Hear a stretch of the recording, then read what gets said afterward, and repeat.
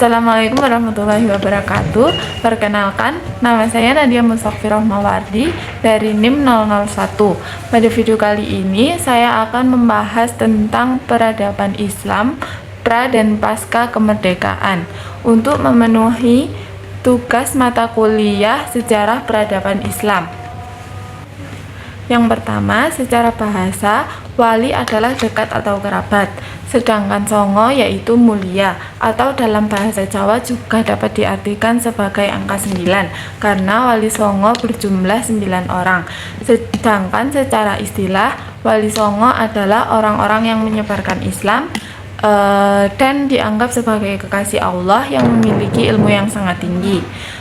Kemudian, wali songo ini sangat berperan dalam penyebaran agama Islam di Indonesia, khususnya di Pulau Jawa pada abad 15 hingga 16. Cara penyebarannya melalui lisan dan perbuatan, melakukan dakwah dengan metode dakwah kultural. Maksudnya melalui pendekatan sosial dengan tetap mengikuti adat istiadat pada setiap daerahnya. Cara ini dianggap efektif karena tidak menggurui dan mudah diterima. Cara dakwahnya bermacam-macam. Yang pertama ada Sunan Gresik yang melakukan pendekatan sosial ekonomi di pelabuhan. Yang kedua ada Sunan Giri melakukan pendekatan pendidikan, agama, dan perdagangan. Beliau menciptakan lagu anak seperti Cuplak-Cuplak Suweng. Selanjutnya Sunan Ampel mendirikan pusat pendidikan di Surabaya dan pencipta Moh Limo, yaitu Moh Main, Moh Judi, Moh Mabuk, Moh Madon, dan Moh Madat. Selanjutnya ada Sunan Bonang dan Derajat yang berada di Lamongan, menciptakan tembang, memberi pendidikan, dan menyantuni fakir miskin. Selanjutnya yaitu Sunan Kalijaga yang ciri khasnya dengan wayangnya. Sunan Kudus yang tetap menjaga toleransi karena mayoritas umatnya masih beragama Hindu-Buddha. Sunan Muria melalui pendekatan sosial seperti bertani, berdagang, dan melaut. Dan Sunan Gunung Jati yang berada di Cirebon menggunakan pendekatan sosial politik. Selanjutnya, peran Islam dalam perjuangan kemerdekaan. Peradaban Islam tidak hanya diukur melalui dakwah ulama saja, namun juga kontribusi umat Islam dalam perjuangan kemerdekaan Indonesia. Pembangunan masjid, surau, dan pesantren tidak hanya digunakan sebagai pusat ibadah saja, namun juga pusat pendidikan, diskusi, dan pembinaan baik agama dan cinta tanah air. Nilai-nilai yang diajarkan seperti keadilan, persamaan derajat, dan semangat membela kemerdekaan dapat dijadikan sebagai salah satu motivasi untuk membebaskan penjajahan. Perlu kita sadari bahwa peran ulama dan organisasi Islam sangat berpengaruh pada kemerdekaan. Salah satu bukti nyata yaitu resolusi jihad oleh Kiai Haji Hasyim Asy'ari pada tanggal 22 Oktober 1945 yang menyatakan bahwa seluruh umat Islam wajib mempertahankan kemerdekaannya. Kontribusi tersebut tidak hanya berdampak pada keberhasilan kemerdekaan, namun juga dapat dilihat pada pasca kemerdekaan, yang dimana umat Islam dapat memperoleh kesempatan mengembangkan dakwah, pendidikan agama, dan organisasi sosial secara bebas. Pada abad 20, organisasi Islam ini cukup memberikan perubahan besar dalam sosial, keagamaan, dan pendidikan.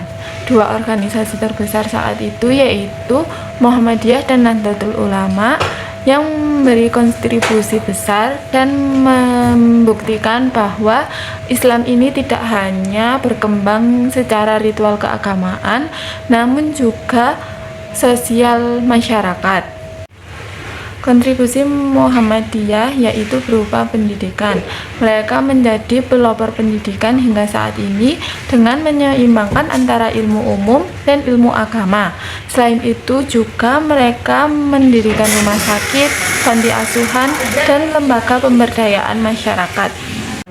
Jadi, mereka tidak hanya secara teoritis melalui dakwah dan ceramah, namun juga melalui aksi nyata kepada masyarakat. Mereka juga memiliki prinsip, yaitu amar ma'ruf nahi mungkar dalam landasan berbuat. Sementara itu, Nahdlatul Ulama berpegang teguh pada Ahlus Sunnah wal Jamaah, yaitu menyeimbangkan antara Al-Quran, hadis, ijma', dan qiyas. Nahdlatul Ulama lebih banyak melahirkan tradisi keagamaan yang berkembang di masyarakat. Kontribusinya dalam pendidikan yaitu pembangunan pesantren yang tidak hanya memberikan ilmu agama, namun juga pembentukan karakter dan moral.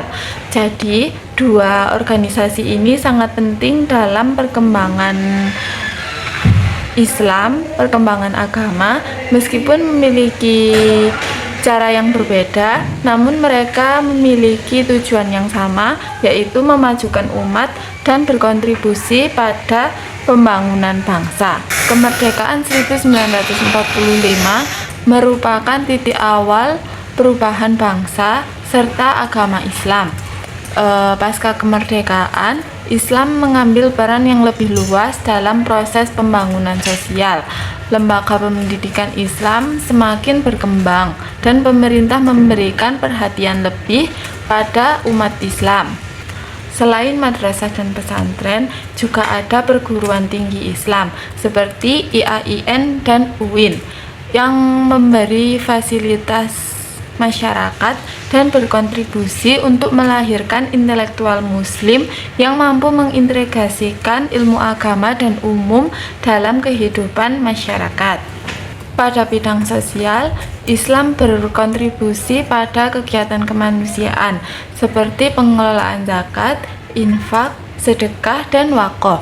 Sedangkan pada kegiatan ekonomi, pada bidang ekonomi, Islam memberikan kontribusi ekonomi syariah seperti bank syariah, asuransi syariah, dan koperasi syariah.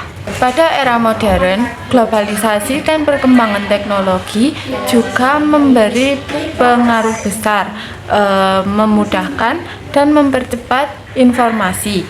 Namun, itu juga dapat menjadi tantangan umat Islam dalam perkembangan agama, karena dapat memunculkan berita hoaks, ujaran kebencian, dan pemahaman agama secara ekstrem.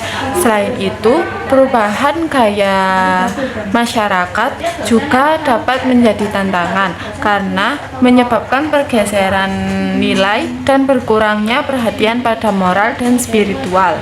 Beberapa tantangan tersebut dapat diatasi dengan moderasi beragama karena menekankan pada sikap seimbang, toleransi, dan menghargai keberagaman. Lembaga dan organisasi Islam berperan penting untuk memberi atau menanamkan nilai-nilai keagamaan yang relevan dengan perkembangan zaman. Dapat disimpulkan bahwa Islam masih relevan dan mampu beradaptasi dengan perkembangan zaman tanpa kehilangan identitasnya.